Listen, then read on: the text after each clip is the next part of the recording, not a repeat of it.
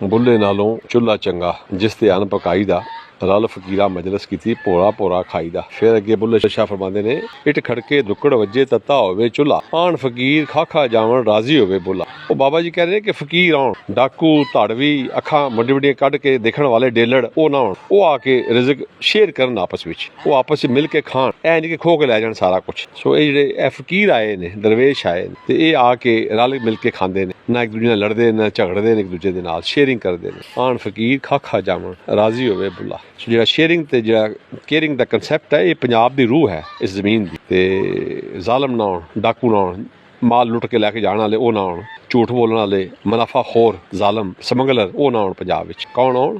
ਇਹ ਜਿਹੜੇ ਆਣ ਫਕੀਰ ਖਾਖਾ ਜਾਵਣ ਰਾਜ਼ੀ ਹੋਵੇ ਬੁੱਲਾ। ਬੁੱਲੇ ਨਾਲੋਂ ਚੁੱਲ੍ਹਾ ਚੰਗਾ ਜਿਸ ਤੇ ਅੰਨ ਪਕਾਈ ਦਾ ਰਲ ਫਕੀਰਾ ਮਜਲਿਸ ਕੀਤੀ ਭੋਰਾ ਭੋਰਾ ਖਾਈ ਦਾ। ਸ਼ੇਅਰਿੰਗ ਤੇ ਕੇਅਰਿੰਗ ਇਹਦਾ ਕੰਸੈਪਟ ਪੰਜਾਬ 'ਚ ਬੜਾ ਡੀਪ ਹੈ, ਇਹ ਪੰਜਾਬ ਦੀ ਰੂਹ ਹੈ। ਲੰਗਰ ਇਹਦੇ ਲਈ ਪੰਜਾਬੀਆਂ ਨੂੰ ਥੋੜ੍ਹਾ ਜਿਹਾ ਜਾਣਨਾ ਚਾਹੀਦਾ ਹੈ।